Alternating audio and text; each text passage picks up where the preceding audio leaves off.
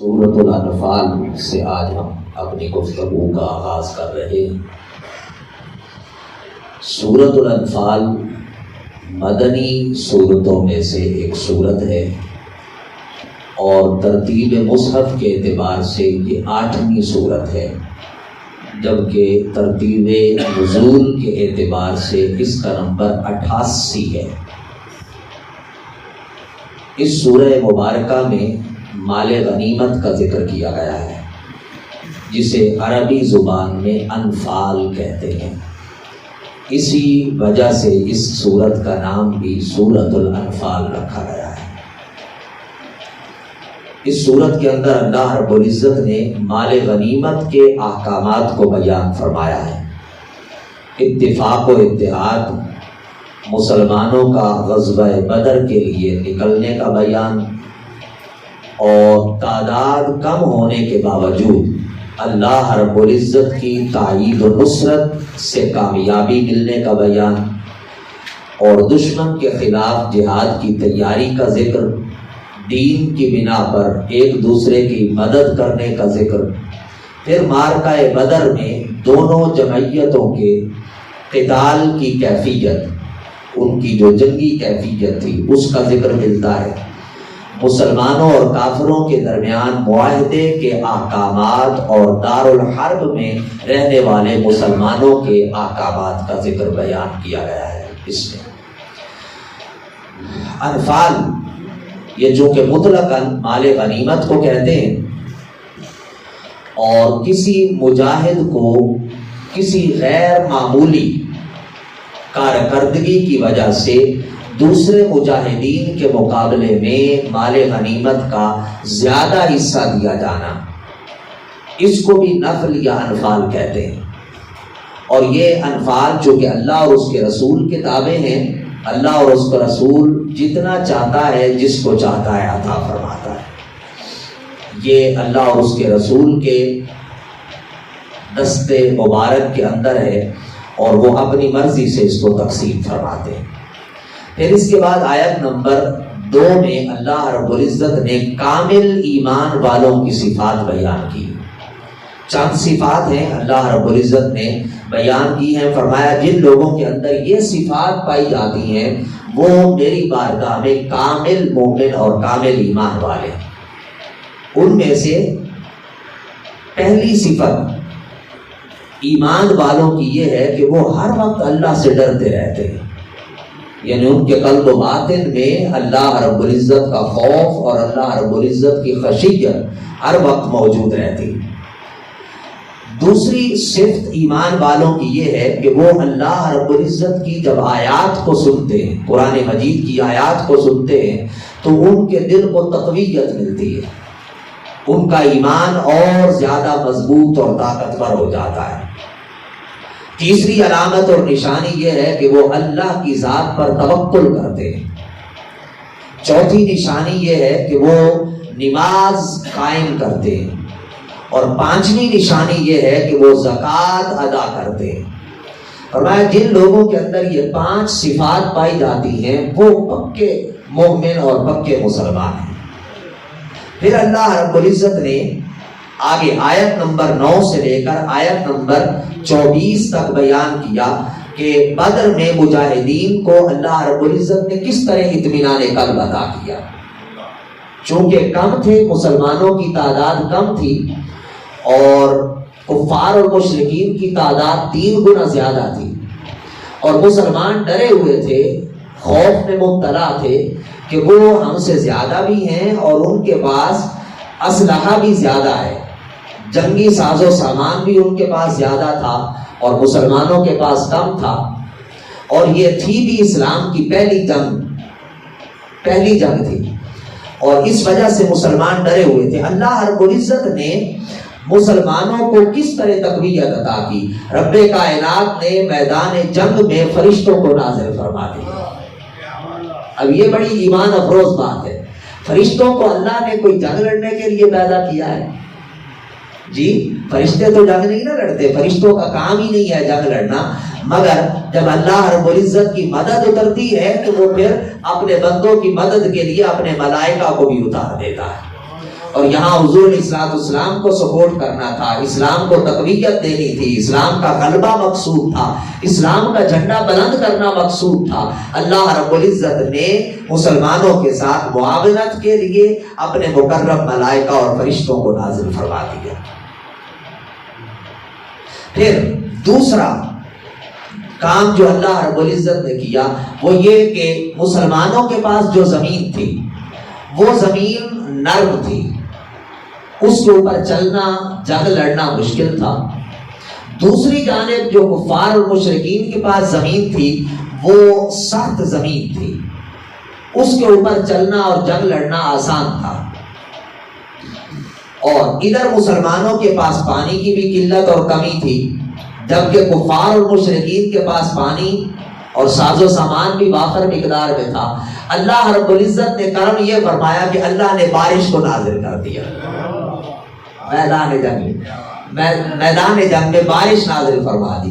اس سے یہ ہوا کہ زمین بھی پختہ ہو گئی، زمین سخت ہو گئی، اور یہ کہ مسلمانوں کو جمع کرنے کے لیے پانی مل گیا، انہوں نے اپنی ضرورت کے لیے پانی کو جمع کر لیا۔ اور تیسرا کام اللہ رب العزت نے یہ کیا کہ مسلمانوں پر نیند طاری کر دی تاکہ یہ سو جائیں اور یہ تازہ دم ہو کے اٹھیں۔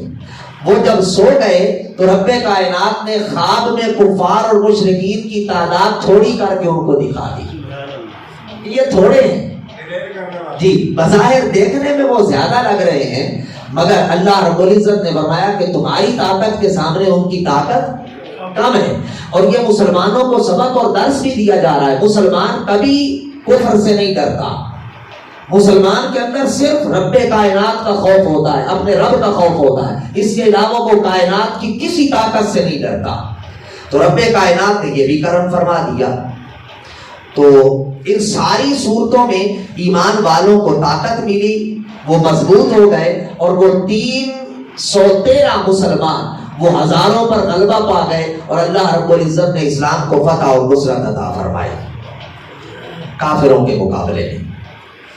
پھر آیت نمبر 3 میں اللہ رب العزت نے ہجرت کے موقع پر مشرکین مکہ نے دار الندوہ کے اندر حضور علیہ السلام کے بارے میں جو مشاورت کی اس کے حال کو بیان کیا۔ وہ حضور علیہ السلام کے خلاف مشاورت کر رہے تھے، پلان بنا رہے تھے، سازش کر رہے تھے۔ اللہ رب العزت نے اپنے محبوب کو ان کی سازش سے آگاہ فرما دیا، اس کا ذکر اللہ رب العزت نے بیان فرمایا۔ پھر اس کے بعد اللہ رب العزت نے آیت نمبر 32 سے لے کر آیت نمبر 35 تک کفار اور مشرکین کی سرکشی کو بیان کیا، ان کے طرح طرح کے جو مطالبات تھے حضور علیہ السلام سے ان کا ذکر کیا۔ ان میں سے ان کا ایک مطالبہ یہ بھی تھا کہ اگر قرآن حق ہے تو دعا کیجئے کہ اللہ ہم پہ پتھر برسا دے۔ وہ یہ مطالبہ کرتے تھے کہ اگر قرآن حق ہے تو پھر اے محمد آپ دعا کر دیں کہ اللہ ہمارے اوپر پتھر برسا دے۔ اللہ رب العزت نے بڑا خوبصورت جواب ارشاد فرمایا۔ اللہ نے فرمایا محبوب ان کو بتا دے کہ اللہ فرما رہا ہے کہ جب تک میرا محبوب تمہارے اندر ہے میں عذاب نازل کر ہی نہیں سکتا۔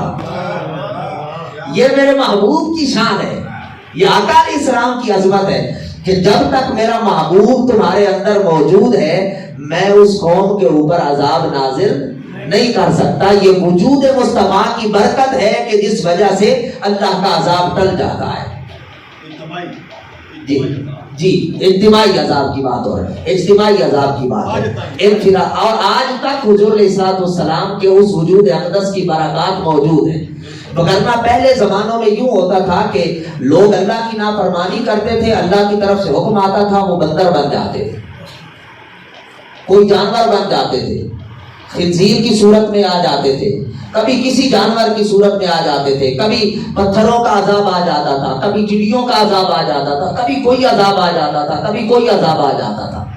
مگر حضور علیہ السلام کی وجہ سے اللہ رب العزت نے عذاب اس امت سے اٹھا لیا۔ اجتماعی عذاب آقا علیہ السلام کی امت پہ نہیں آ سکتا۔ اور اس سے ایک بات ہمیں یہ بھی ملتی ہے جو اس سے اخذ ہوتی ہے کہ اگر آج تک حضور علیہ السلام کی وجہ سے اس امت پر عذاب نہیں آ رہا تو اس کا مطلب یہ ہے کہ آقا علیہ السلام روحانی طور پر آج بھی اپنی امت میں موجود ہے۔ آقا علیہ السلام آج بھی اپنی امت میں روحانی طور پر موجود ہیں. یہی وجہ ہے کہ اللہ رب العزت حضور کی موجودگی کے باعث اب آقا علیہ السلام کی امت پر اجتماعی عذاب نازل نہیں فرما رہا. تو یہ اس کا ذکر اللہ رب العزت نے فرمایا. آخری بات کی طرف آتے ہیں. پھر اللہ رب العزت نے آگے مسلمانوں کو کفار پر غلبے کا ذکر کیا ہے اور آیت نمبر 53 میں چل کے اللہ رب العزت نے ایک قانون بیان فرمایا. اور یہ قانون قدرت ہے. اور وہ قانون قدرت یہ ہے کہ اللہ رب العزت کسی قوم کی اس وقت تک مدد نہیں فرماتا اور اس قوم کے لیے کبھی بھی اپنی مدد نازل نہیں فرماتا جب تک وہ خود قوم نہ اٹھے اور اپنے نصیب اور مقدر کو بدلنے کے لیے جد و جہد نہ کرے. یہ قانون اللہ رب العزت نے قرآن مجید میں بیان فرمایا. جب تک قوم خود اپنا نصیب بدلنے کے لیے نہیں اٹھتی, وہ خود اپنے مقدر کو بدلنے کے لیے نہیں اٹھتی اور وہ اپنے نظام کو بدلنے کے لیے نہیں اٹھتی, اس وقت تک اللہ کی مدد نہیں اترتی. یہ اس وقت جو ہمارے حالات ہیں پاکستان کے, وہ اسی بات کی غمازی کرتے ہیں. ہم کہتے ہیں کہ جی کوئی فرشتہ اتر آئے, کوئی ایسا لیڈر آ جائے کہ جو آ کے اس ملک کے اندر انقلاب برپا کر دے, اس ملک کے حالات بدل جائیں, اس ملک کا نظام بدل جائے. اس ملک کا نظام نہیں بدلے گا حاضرین مکرم جب تک یہ قوم خود اپنا نظام بدلنے کے لیے کھڑی نہیں ہوتی. یہ قرآن کا فیصلہ ہے. جب تک یہ قوم ہاتھ پہ ہاتھ دھر کے گھروں میں بیٹھی ہے اور ٹی وی پہ بیٹھ کر سارا پورا سینیریو دیکھ رہی ہے, اس وقت تک تو انقلاب اس زمین پہ آنے والا نہیں ہے, کیونکہ یہ اللہ کا قانون نہیں ہے. اللہ کا قانون یہ ہے کہ تم بھلے تعداد میں کم بھی ہو تو باطل کے مقابلے میں نکل آؤ بھائی. جس طرح کے 313 نکل آئے تھے, وہ 313 تھے, ادھر ہزاروں کی تعداد تھی, مگر وہ اپنے نصیب اور مقدر کو بدلنے کے لیے نکلے. اللہ نے فرشتوں کو نازل فرما دیا, وہ 313 غلبہ پا گئے. اور ادھر 24 کروڑ کا ملک ہے اور وہ اپنا نصیب بدلنے کے لیے اس انتظار میں بیٹھے ہیں کہ حکمران بدل دیں, کوئی فرشتہ اتر آئے وہ بدل دے, کوئی اللہ کا محبوب مقرب بندہ ہی اللہ بھیج دے کہ جس کے آنے سے اس ملک کا نظام بدل جائے. اس طرح حاضرین مکرم اس ملک کا نظام نہیں بدلے گا. اس قوم کو خود اٹھنا پڑے گا اور اس قوم کو خود اپنے نصیب کو بدلنے کے لیے باہر نکلنا پڑے گا. اور علامہ اقبال نے فرمایا خدا نے آج تک اس قوم کی حالت نہیں بدلی, نہ ہو جس کو خیال خود اپنی حالت کے بدلنے کا. یہ علامہ اقبال نے اسی آیت کا ترجمہ اپنے شعر کی صورت میں بیان کیا. اللہ رب العزت کی حضور دعا ہے کہ اللہ کریم ہم سب کو سمجھنے اور عمل کرنے کی توفیق مرحمت فرمائے.